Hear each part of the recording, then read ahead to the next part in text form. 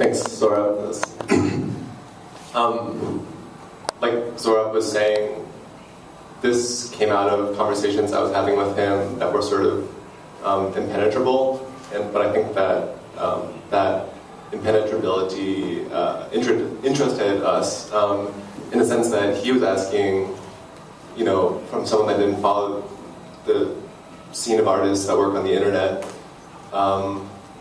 it just seemed like there should be art on the internet, but when he could actually look at what it was, it just seemed so either silly or non-existent, or just, as he was saying, not addressing what internet is.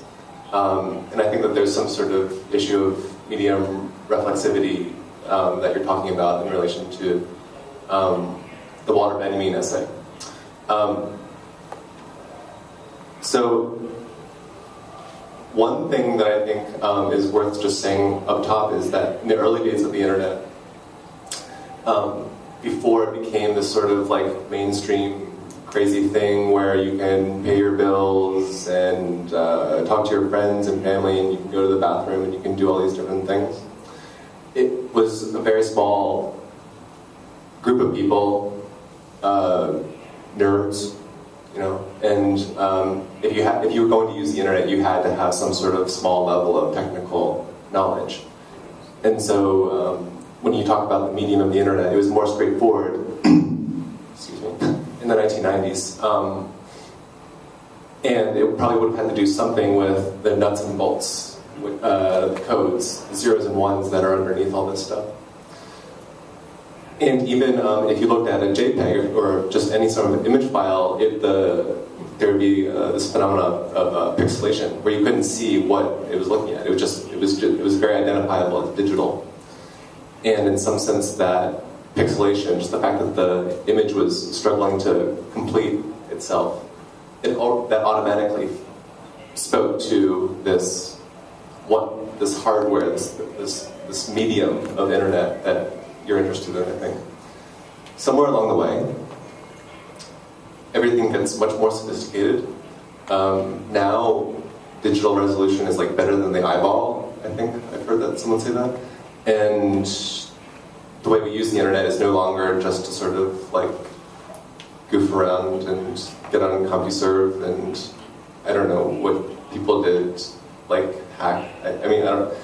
And now it's like my grandma has Facebook. And so when we talk about internet, it's no longer just as a discrete thing. It's not like painting where you talk about the medium of painting or the medium of even photography, which is still really wide. It's bigger than that, in my opinion. And so to reflect back on internet, which is Sohrab's question, it's a really, really crazy, wide-ranging thing. And I think to some extent it's important that people are still thinking about what is underneath the hood. Because you don't want to, you want to feel as though you're in command of your craft. You want to, as an artist, you want to feel as though you understand, if you're going to be subversive, you want to make sure that you're not, the corporations aren't sort of in the background sort of snickering at you as you're, you know, I think of it like a cat playing around in a bag full of catnip. You know, there's the bag, which you can't see outside the bag, and it's just all these people sort of like running around inside this bag, like going nuts. But like, you know, Daddy Warbox is outside being like, ha ha ha, I actually know what's going on, and they don't. And so I think you want to understand sort of like what the technical situation of the internet is. That said, there's all sorts of other different mediums that have popped up. Behind me here, I put up a chart that the artist Guthrie Lonergan made that sort of addresses some of this stuff. Okay, thanks. And so he made this, I guess, in 2008, which is ancient in internet years, but I think it still is a pretty good illustration of this thing. So on the left side you have hacking, on the right side you have defaults. And hacking was sort of what I was talking about before. We can just say like 90s, even though that's a really crazy, awful generalization.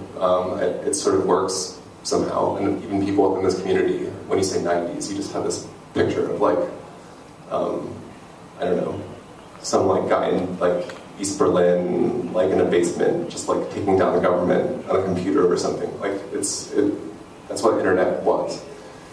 And so you have like hacking, you have like, the man is taking away our privacy, that's lame.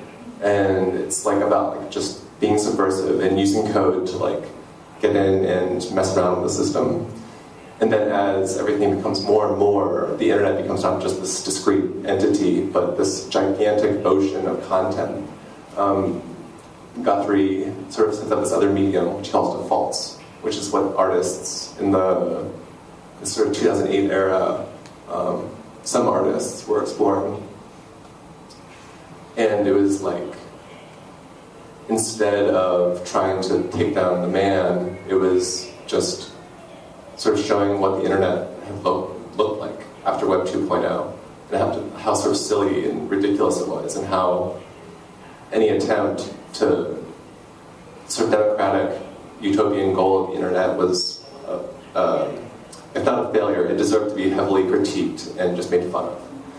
And so you have, instead of like crazy graphics, you have 12-point Times New Roman, just like the automatic font that just comes. Like, let's like talk about like what's automatic and like what the software does for you that you don't even know it's doing for you.